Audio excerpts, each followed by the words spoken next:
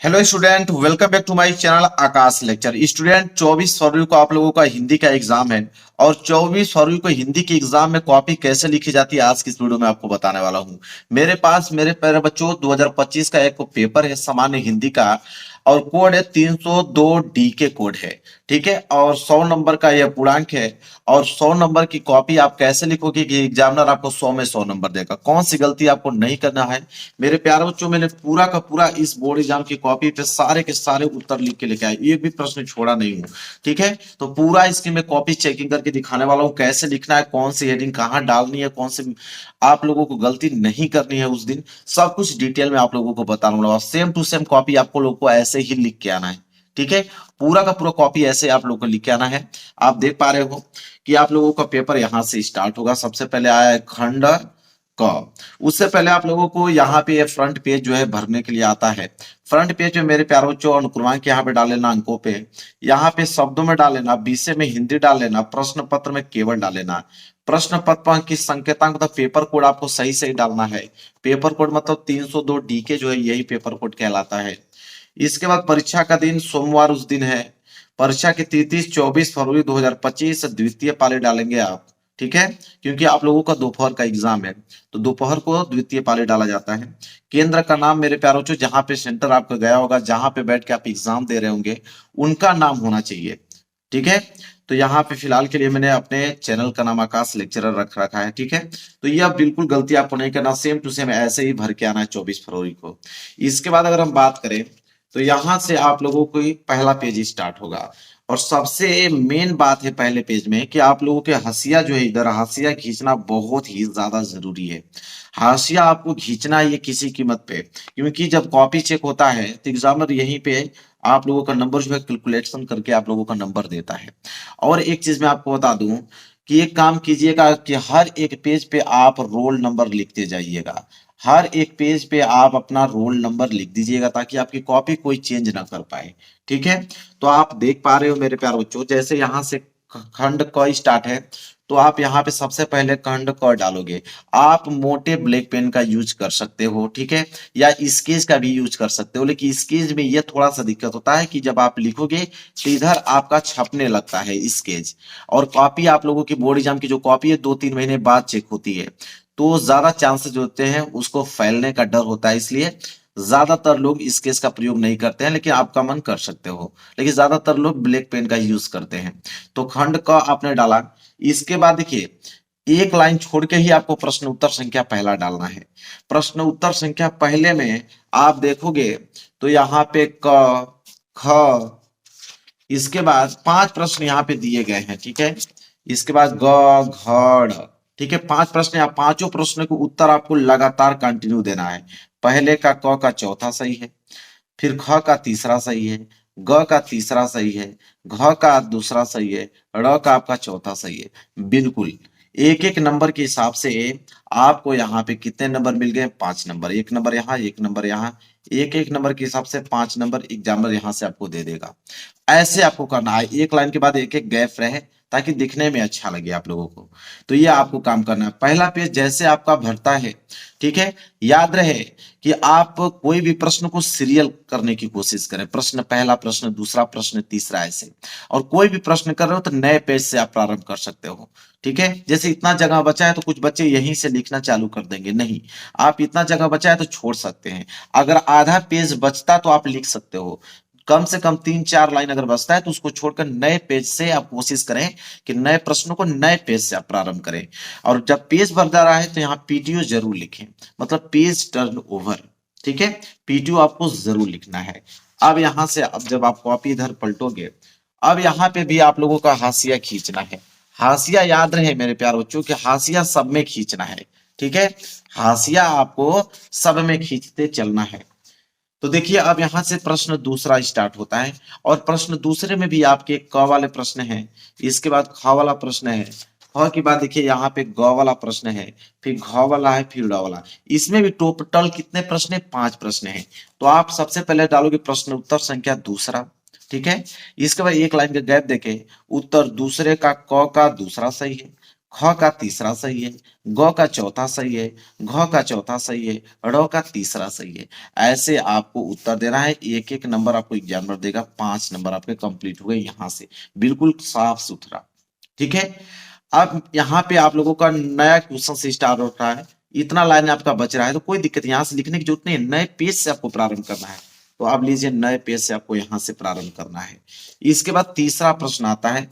तीसरा में है कि दिए गए गद्यांश पर आधारित प्रश्न को उत्तर दीजिए। गद्यांश है और गद्यांश 10 नंबर के लिए पूछा गया है। गद्यांश में याद रहे कि आपके पास दो ऑप्शन होते हैं, एक पहला वाला, और अगर पहला वाला नहीं अगर करना चाहते हो तो कोई दिक्कत नहीं है, इधर पीछे आपका दूसरा वाला भी दिया है। दो ऑप्शन रहता है, आप पहला कीजिए या अथवा वाला कीजिए, अब आपके ऊपर डिपेंड करता है। ठीक है, लेकिन दोनों में से कोई एक ही करना है। मान लीजिए अगर आप पहला वाला कर रहे हो तो इसमें संकेत लिखना होता है, जैसे प्रश्न उत्तर संख्या तीसरा सही बिल्कुल डाला गया है, संकेत आप लिख दीजिए कि संकेत से पता चल जाएगा कि आपने कौन सा गद्यांश किया है। इसके बाद इसके नीचे 5 प्रश्न है, पहला दूसरा तीसरा। ठीक है, इसके बाद चौथा पांचवा, इधर आपका चौथा पांचवा दिया है। तो देखिए, पहला प्रश्न संदर्भ है, संदर्भ बिल्कुल सही है, प्रस्तुत गद्यांश प्रोफेसर जी सुंदर रेड्डी द्वारा लिखित भाषा और आधुनिकता निबंध से उद्धृत है। कहने का मतलब है मेरे पास कि संदर्भ बिल्कुल सही लिखा गया है। यहाँ से आपके 2 नंबर बिल्कुल क्लियर है। याद रहे कि जैसे प्रोफेसर जी सुंदर रेड्डी, इनको ब्लैक पेन से आपको लिखना है। यहाँ पे आपका भाषा और आधुनिकता चैप्टर, इनको ब्लैक पेन से लिखना है। फिर दूसरा प्रश्न रेखांकित अंश की व्याख्या पूछा है, तो रेखांकित अंश का व्याख्या भी बिल्कुल सही दिया गया है जवाब। ठीक है, फिर एक लाइन का गैप देखिए, तीसरे प्रश्न का उत्तर दिया गया है। ठीक है, 3 प्रश्न यहाँ से हो गए, 2 प्रश्न इधर बचे गए हैं। 2 प्रश्न अगर इधर बच जा रहे हैं तो इधर कर दीजिए आप 2 प्रश्न। ठीक है, 2 प्रश्न देखिए, चौथा प्रश्न 2 नंबर इस पे, और आपका पांचवा प्रश्न 2 नंबर इस पे आपको एग्जामिनर दे देगा। क्लियर है, ऐसे आपको लिखना है मेरे प्यारे बच्चों। देखिए यहाँ पे क्या है कि आप लोगों का सिर्फ इतना ही पेज भरा था, इतना पेज बाकी है, तो यहाँ से आप प्रश्न की स्टार्ट कर सकते हो शुरुआत। प्रश्न नंबर अब आएगा चौथा। प्रश्न नंबर चौथा है, दिए गए पद्यांश पर आधारित निम्नलिखित प्रश्न के उत्तर दीजिए। 10 नंबर दिया जाएगा, इसमें भी 2 ऑप्शन है, आपको यह वाला दिया गया है, अगर ये नहीं करना चाहते हो तो अथवा करके दिया गया है। तो यहाँ पे अथवा वाला मैं किया हूं, तो आप कैसे लिखोगे देखिए, आप प्रश्न उत्तर संख्या चौथे का अथवा डालिए, संकेत जरूर से जरूर आप डालिए। इसके बाद देखिए 5 प्रश्न है, संदर्भ 2 नंबर। इसके बाद आप देखिए रेखांकित अंश की व्याख्या किया गया है, पेज भर गया है तो इधर थोड़ा सा किया गया है, एक लाइन का गैप देके तीसरा प्रश्न किया गया है। ठीक है, 2 नंबर इस पे भी दे दिए जाएंगे, 2 नंबर इस पे भी आपका कंफर्म। एक लाइन गैप देके चौथा प्रश्न, एक लाइन का गैप देके पांचवा प्रश्न। तो यहां से आपको ऐसे लिखना है। ठीक है, बिल्कुल क्लीन आपको साफ सुथरा लिखते चलना है। इसके बाद आप आगे बढ़ोगे, नए पेज से आप अगला क्वेश्चन स्टार्ट करोगे। ठीक है, अगला क्वेश्चन क्या है, जीवन परिचय। ठीक है, मैं पेपर में दिखाता हूँ आपको। अगला जो प्रश्न है मेरे प्यारे बच्चों, जीवन परिचय है। जीवन परिचय है प्रश्न नंबर 5वां। 5वें का क है कि निम्नलिखित में से किसी एक लेखक का साहित्यिक परिचय देते हुए उनके प्रमुख कृतियों का उल्लेख कीजिए। अधिकतम शब्द सीमा 80 शब्द में होना चाहिए। 5 नंबर होता है, 3 नंबर जीवन परिचय पे, 2 नंबर रचनाएं पे। आपके पास ऑप्शन 3 रहते हैं, तीनों में से कोई एक जीवन परिचय लिखना होता है। तो आप लिखोगे प्रश्न उत्तर संख्या 5वें का क में भी आपने पहला किया हजारी प्रसाद द्विवेदी का, ऐसे हेडिंग डाल लेना है। फिर देखिए, साहित्यिक परिचय में लिखने से पहले आप सूक्ष्म परिचय जरूर लिखें। सूक्ष्म परिचय मतलब उनका मतलब थोड़ा सा परिचय आप लिखें, छोटा सा परिचय, जिनमें आप नेम मेंशन करेंगे, उनका जन्म कब हुआ था। ठीक है, तो जन्म 1907 में। ठीक है, जो जो मेन जैसे उनके कहाँ पे हुआ था, बलिया जिले के दुबे के छपरा नामक ग्राम में हुआ था, तो गांव का नाम, उनके पिता का नाम, ठीक है, उनके माता का नाम, ठीक है, उन्होंने कौन सी शिक्षाएं प्राप्त की, उनके मृत्यु कब हुआ, ये सारी चीजें जो है आपको ब्लैक पेन से हाईलाइटेड करना है, जैसे यहाँ पे किया गया है। इसके बाद एक लाइन के गैप देके तब जाके आप साहित्यिक परिचय हेडिंग डालिए, तब जाके आप लिखना प्रारंभ कीजिए। ऐसे कुछ चीजें बच जा रहा है, जैसे रचनाएं, तो रचनाएं इस पृष्ठ पे लिख सकते हो। रचनाएं में जैसे आप उनका उपन्यास लिखें, निबंध संग्रह, आलोचक साहित्य, इतिहास, ये सारी चीजें अलग अलग रचनाएं होती हैं। कुछ बच्चे क्या कहते हैं कि रचनाएं डालकर 2-3 लिख देते हैं, ऐसा नहीं काम करना है। उपन्यास को आप अलग लिखिए, निबंध जो लिखे उन निबंध की हेडिंग डाल के लिखिए, आलोचक साहित्य जो है उनको इतिहास अलग है, ऐसे लिखना है आप लोगों को। तब जाके आप लोगों को 5 नंबर यहाँ पे मिलेगा। अब पेज इतना बच गया है, कोई दिक्कत नहीं, इसको छोड़ दीजिए, नए पेज से आप प्रारंभ करना है अगला प्रश्न को। अगले प्रश्न को आपको नए पेज से प्रारंभ करना है। तो प्रश्न उत्तर 5वें का ख है, ये लेखक का जीवन परिचय, ये कवि का जीवन परिचय है। ठीक है, तो यहाँ पे लिखेंगे 5वें के, देखिए ख का दूसरा मैथिली शरण गुप्त जी। ठीक है, तो मैथिली शरण गुप्त जी का किया गया है। जैसा कि देख पा रहे हो जीवन परिचय हेडिंग आपको डालना है। यहाँ पे 1886 में जन्म हुआ, पिता का नाम रामचरण गुप्त था और निधन जो हुआ 1964 में। बिल्कुल सही है, ये जीवन परिचय सूक्ष्म जीवन परिचय है। इसके बाद आप साहित्यिक जीवन परिचय यहाँ पे हेडिंग डालोगे और यहाँ से लिखना प्रारंभ करोगे। कुछ लाइनें बच जा रहा है तो आप इधर मेंशन कर सकते हो, ठीक है। देखिए कुछ लाइनें बचा है, आप इधर लगा दीजिए। रचनाएं आपको डाल लेना है, साकेत, भारत भारती, यशोधरा, पंचवटी, इनकी महत्वपूर्ण रचनाएं हैं। 5 नंबर यहाँ से आपको मिल जाएंगे। इसके बाद बहुत ज्यादा पेज बचा था तो यहीं से लिखना प्रारंभ कर दीजिए आप, ठीक है। तो प्रश्न उत्तर संख्या 6, प्रश्न नंबर 6 है कि लाठी अथवा ध्रुव यात्रा कहानी के उद्देश्य पर प्रकाश डालिए। अगर नहीं करना चाहते हो तो अथवा करके एक ऑप्शन और आपके पास दिया रहता है कि पंचलाइट कहानी का सारांश अपने शब्दों में लिखिए। कितने नंबर के लिए? 5 नंबर के लिए होते हैं आपके कहानी। तो आप सबसे पहले जानो प्रश्न उत्तर संख्या 6वें का अथवा पंच लाइट कहानी का सारांश, ऐसे आपको हेडिंग बनाना है, बिल्कुल साफ सुथरा। हेडिंग बनाने के बाद यहाँ पे लिखेंगे आप, ठीक है। ये लाइनिंग आपकी कंप्लीट हो गया, कुछ चीजें बच गया जो कि इस साइड आपको लिखना है, ठीक है। तो यहाँ पे आप देख सकते हो कैसे लिखा गया है, बिल्कुल सुस्पष्ट लिखा गया है, साफ सुथरा। ऐसे ही आपको लिखना है और यहाँ से आपके 5 नंबर मिल जाएंगे। इसके बाद अगर हम बात करें तो प्रश्न नंबर 8वां, देखिए प्रश्न नंबर 8वां क्या है?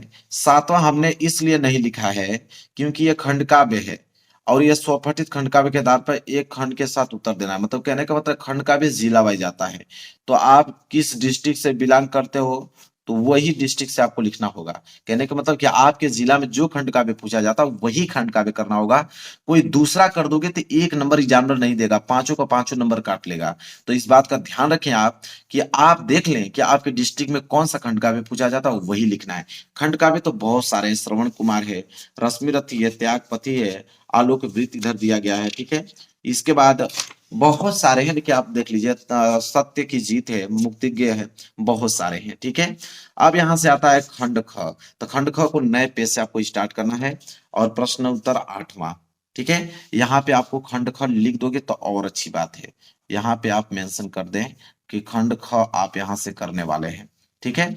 प्रश्न उत्तर 8वां दिया गया है कि दिए गए संस्कृत गद्यांश में से किसी एक का संदर्भ सहित हिंदी में अनुवाद कीजिए। इसमें भी 2 ऑप्शन है, ये वाला कीजिए या अथवा करके आपको ये वाला दिया है। कौन सा करते हैं ये आपके ऊपर डिपेंड करता है। जैसे यहाँ पे किया गया है प्रश्न उत्तर संख्या 8वें का अथवा वाला, यहाँ पे आपका संकेत डाला गया है। इसके बाद संदर्भ सहित हिंदी में अनुवाद करना था तो यहाँ पे संदर्भ लिखा गया है, संस्कृत दर्ज का महामानव मालवीय पाठ से लिया गया है, ऐसे लिखना है। एक लाइन का गैप देके अनुवाद हेडिंग डालने के बाद इनका अनुवाद आप करें, ठीक है। तब जाके आप लोगों को यहाँ से आपके मिलने वाले कितने? 7 नंबर यहाँ से आपको दिए जाएंगे। देखिए पेज इतना ही बचा था तो यहीं से लिखना वो प्रारंभ कर दिया, लेकिन आप लोगों को यहाँ से आप नए पेज से आप प्रारंभ कर दीजिएगा। नए पेज से आप लोगों को लिखना प्रारंभ करना है। इतनी लाइन बचते हैं तो नए पेज से आपको प्रारंभ करना है। यहाँ पे भी संकेत डाला गया है, संदर्भ लिखा गया है, ठीक है। लेकिन आप याद रहे कि आप नए पेज से प्रारंभ करें। अगर कम से कम 4-5 लाइन बची हुई है लास्ट की, यहाँ पे फिर अनुवाद किया गया है, ठीक है। तो यहाँ पे भी इनको कितना मिलता है? 5 नंबर, क्योंकि ये पद्यांश है, ठीक है। ये पद्यांश था, 8वें का ख वाला था पद्यांश। 7 नंबर यहाँ से भी क्लियर हो गए। अब प्रश्न नंबर 9 स्टार्ट होता है कि निम्नलिखित मुहावरों और लोकोक्तियों में से किसी एक का अर्थ लिखकर वाक्य में प्रयोग कीजिए। तो देखिए यहाँ पे प्रश्न 9 आप यहाँ पे हेडिंग डालोगे और प्रश्न 9 में आप पहला का किए हैं कि ईंट से ईंट बजाना, मतलब पूर्णतः नष्ट कर देना, ठीक है। वाक्य प्रयोग भी करना है कि अपने पिता के कत्ल का बदला लेने के लिए रघुवीर ने रोहन की घर की ईंट से ईंट बजा दी। बिल्कुल सही। यहां से देखिए 1 नंबर तो अर्थ पे मिलता है और 1 नंबर वाक्य प्रयोग पे मिलता है, तो 2 नंबर यहाँ से आपके बिल्कुल क्लियर हो जाएंगे। इसके बाद आगे बढ़ेंगे 10वां प्रश्न। 10वां प्रश्न है यहाँ पे कि अपठित गद्यांश पर आधारित निम्नलिखित प्रश्नों के उत्तर दीजिए। ये अपठित गद्यांश है, ठीक है। तो अपठित गद्यांश यहाँ पे देख पा रहे हो मेरे प्यारे बच्चों कि इसमें भी 2 ऑप्शन है कि आप ये वाला कर रहे हो कि एक पीछे दिया गया, दोनों में से कोई एक ही आपको करना है। 5 नंबर आपको एग्जामिनर देगा या अथवा करके दिया हुआ है एक और, दोनों में से कौन करते हो ये आपके ऊपर डिपेंड करता है। तो देखिए यहाँ पे लिखा गया प्रश्न उत्तर संख्या 10वें का अथवा, उसको लिखने के बाद भी यहाँ पे संकेत लिखा गया है, ठीक है। संकेत यहाँ पे जरूर से जरूर आप हेडिंग डाल लीजिए संकेत, ठीक है। यहाँ पे ऐसे कर दीजिएगा संकेत, फिर लिखिएगा। संकेत में 3 ही प्रश्न थे यहाँ पे, आप देख पा रहे हो 3 प्रश्न है, पहला 1 नंबर का, दूसरा 2 नंबर का, तीसरा भी 2 नंबर का, 5 नंबर का प्रश्न है। तो पहले का उत्तर दिया गया है 1 नंबर, दूसरे का उत्तर 2 नंबर यहाँ से मिलेंगे, तीसरे का उत्तर 2 नंबर यहाँ से मिलेंगे। आपके हो गए 5 नंबर बिल्कुल क्लियर। ऐसे आपको लिखना है। आगे बढ़ते हैं, अगला देख लीजिए क्या है। अगला प्रश्न है प्रश्न नंबर 11। देखिए बिल्कुल सीरियल से किया गया है। प्रश्न 11 है कि निम्नलिखित शब्द युग्मों का सही अर्थ का चयन करके लिखिए। जैसे मनोज, मनोज का क्या अर्थ होता है, ठीक है। अब यहाँ पे देखिए, तो यहाँ पे लिखा गया है उत्तर क का पहले का स सही है। फिर उसका दूसरा प्रश्न क्या है, देखिए दूसरा है कि इसका अर्थ बताइए। सूर, सूर का क्या अर्थ होता है, तो एक सूर का तो वीर होता है, दूसरे का देवता होता है, ठीक है। तो 1 नंबर इसका, 1 नंबर यहाँ से मिल गया। ख वाला देखिए, निम्नलिखित शब्दों में से किसी एक शब्द को 2 सही अर्थ लिखना है। तो जैसे यहाँ पे नाक का लिखा गया है, ठीक है। ये नाक का बताया गया है कि नाक का अर्थ नासा भी होता है, नासिका भी होता है, ठीक है। तो 2 अर्थ लिखना था, इसलिए 2 नंबर यहाँ से मिलेंगे। इसके बाद ग वाला प्रश्न देखिए क्या है। ग वाला कि निम्नलिखित वाक्यांशों के लिए एक सही शब्द का चयन करके लिखिए कि किए गए उपकार को मानने वाला, ठीक है। किए गए उपकार को मानने वाला, तो उन्हें कृतज्ञ कहते हैं।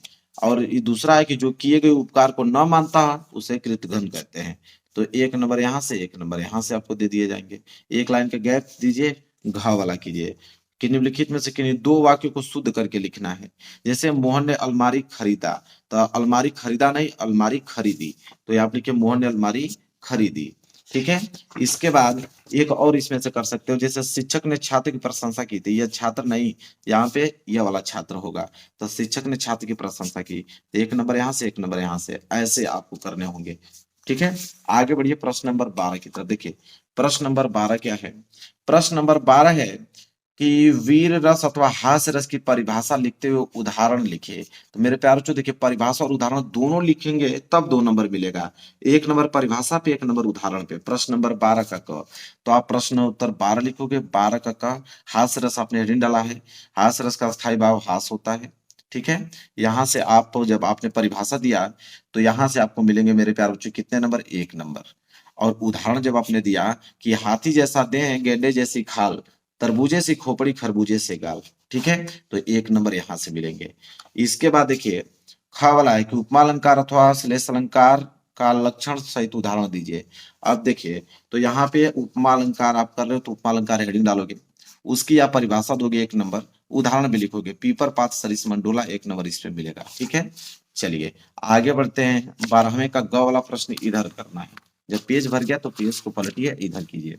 तो 12वें का ग करना है कि दोहा छंद अथवा कुंडलियां छंद का मात्रा सहित लक्षण लिखिए।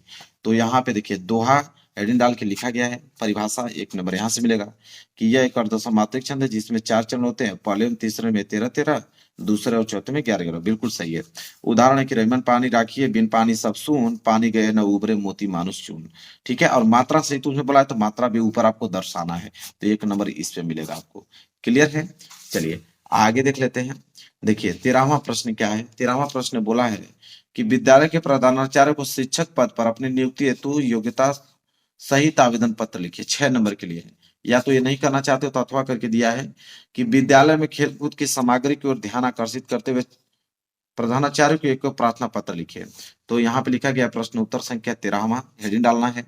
फिर लिखना है विद्यालय के प्रधानाचार्य को शिक्षक पद पर अपनी नियुक्ति हेतु पत्र। देखिए यहाँ पे सेवा में कामा लगाया गया है। फिर यहाँ पे जिस स्कूल में दाखिला चाहिए उनको पढ़ाने के लिए, उनका नाम लिखा गया है। विषय जरूर डालिए, विषय में डालिए शिक्षक पद पर नियुक्ति हेतु आवेदन पत्र, बिल्कुल सही। महोदय कामा लगाया गया, इधर सारी चीजें की गई हैं। जब आपको कुछ वर्ड बच जा रहा है तो कोई दिक्कत, घबराइए मत, पेज को पलट के इधर मेंशन कर सकते हैं। और यहाँ पे क्या है कि जो भी डिग्रियां उनके पास है सब संलग्न किए गए हैं। अनुभव में लिखा गया है, यहाँ पे पूरा का पूरा कंप्लीट है। यहाँ पे दिनांक आप डाल सकते हो, कुछ भी डेट है यहाँ पे डेट डाल लेना, ठीक है। यहाँ पे आवेदक का नाम लिख देना, कोई दिक्कत नहीं है। नाम नहीं लिखा जाता है, वैसे आप क ख ग लिख सकते हो, क ख ग लिख देना, नाम मत लिखना है, ठीक है। तो यहाँ से आपको कितने नंबर, 6 नंबर आपको मिल जाएंगे यहाँ से पत्र लेखन पे। अब अगला प्रश्न देखिए, अगला है आप लोगों का यहाँ पे प्रश्न 14 कि निम्नलिखित विषयों पर किसी एक भाषा पर निबंध लिखिए। तो निबंध लिखा गया है मेरे प्यारे बच्चों। तो यहाँ पे बेरोजगारी के कारण निवारण पे निबंध आप हेडिंग डालिएगा। प्रस्तावना पहली हेडिंग होनी चाहिए। एग्जामिनर देखिए प्रस्तावना चेक करता है, प्रस्तावना हेडिंग डालने के बाद प्रस्तावना को लिखिए। इसके बाद बेरोजगारी का अर्थ हेडिंग डाला गया है। कम से कम एक निबंध लिख रहे हो तो 5-7 हेडिंग आपकी होनी चाहिए, ठीक है, बिल्कुल क्लीन में। फिर देखिए कितना सुंदर से सुस्पष्ट लिखा गया है। बेरोजगारी के प्रमुख कारण, फिर कुटीर उद्योग में गिरावट, मौसमी व्यवस्था, फिर आगे आप इधर बढ़ोगे तो बेरोजगारी को दूर करने के उपाय, जनसंख्या वृद्धि पर नियंत्रण, शिक्षा व्यवस्था में सुधार, फिर राष्ट्र निर्माण संबंधी कार्यों को बढ़ावा देना, ठीक है। कुछ चीजें बच गया है तो इधर लिखा गया है, कुछ चीजें बच गया है तो इधर आपका मेंशन किया गया है। उपसंहार लास्ट में जरूर से जरूर हेडिंग डालना है। तो पहला प्रस्तावना, लास्ट हेडिंग उपसंहार जरूर से जरूर डालना है। यहाँ से आपके 9 नंबर हो गए क्लियर। तो देखिए कॉपी ऐसे लिखना था आप लोगों को, मैंने पूरा डिटेल में आपको बता दिया है कि कॉपी कैसे लिखना है। जाइएगा 24 फरवरी को सेम टू सेम कॉपी आप लोगों को ऐसे लिख के आइएगा। और यहाँ पे आपको मिल गए कितने मेरे प्यारे बच्चों, 100 में 100। अगर ऐसे लिखते हो तो 100 में 100 नंबर, बिल्कुल पास हो जाओगे फर्स्ट डिवीजन और अपने क्लास और डिस्ट्रिक्ट में टॉपर बन जाओगे। तो ऐसे ही लिख के आना है मेरे प्यारे बच्चों। वीडियो को ज्यादा से ज्यादा शेयर करना उनके पास जितने बच्चे 24 फरवरी को हिंदी का पेपर देने वाले हैं। वीडियो को लाइक कर देना, चैनल पर नए हो तो चैनल को जरूर सब्सक्राइब कर लेना।